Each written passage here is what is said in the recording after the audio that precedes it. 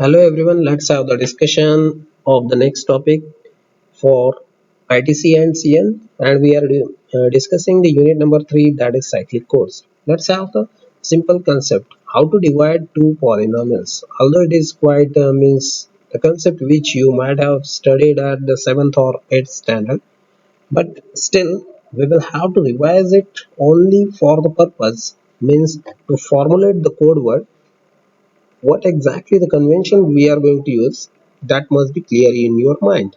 So let's see here the division of polynomial.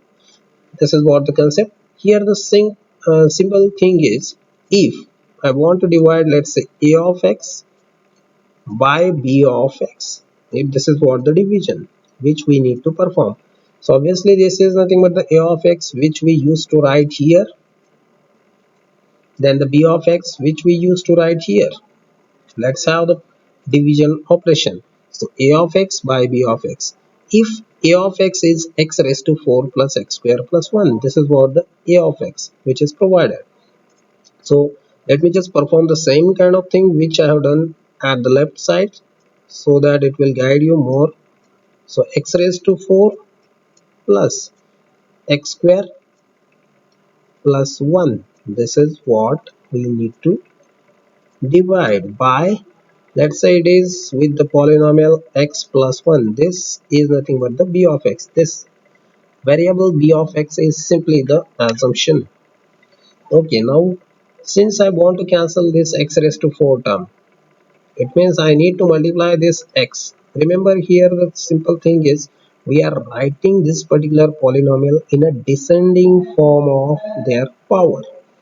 So x raised to 4, if I want to cancel, then I need to multiply x cube to x. So it will be looking like x raised to 4, this x cube into x, then x raised to 3. This is what the simple operation which we can do. Now afterwards here the normal divisions prefers that let's have the subtraction, okay, but that thing we are not going to do here, but rather x raised to 4 plus x raised to 4, this is been treated as a XOR addition. So x raised to 4 and x raised to 4 will be cancelling.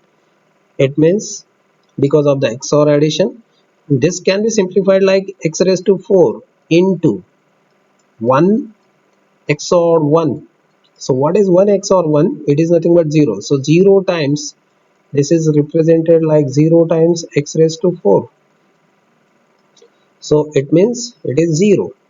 So that is why it has been done in this particular format. So let's have this again, proceeding towards the same idea which we are going to do here. So this 2 will be cancelled.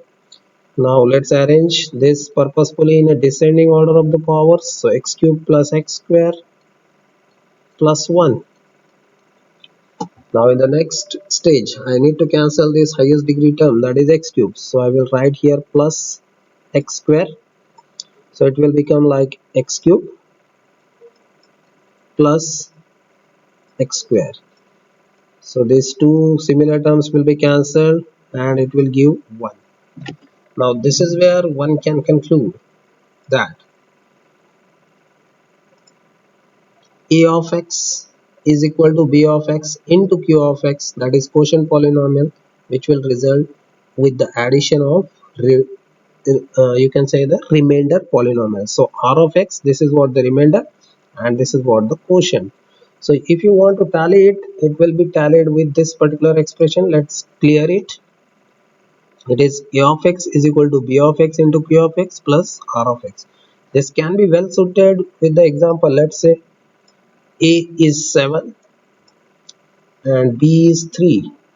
If this is what, let's say, the b, then 3 2s are 6 and we are getting 1. It means this b of x into quotient, so b of x into q of x plus remainder plus 1, it will give me the value that is 7 or a of x. Okay, so this is how the division of polynomial is to be done. In the forthcoming session, this concept is very useful for us in order to solve the numericals for cyclic code which are arranged in a systematic way. That is called as a systematic cyclic code. So thank you everyone. Thank you very much.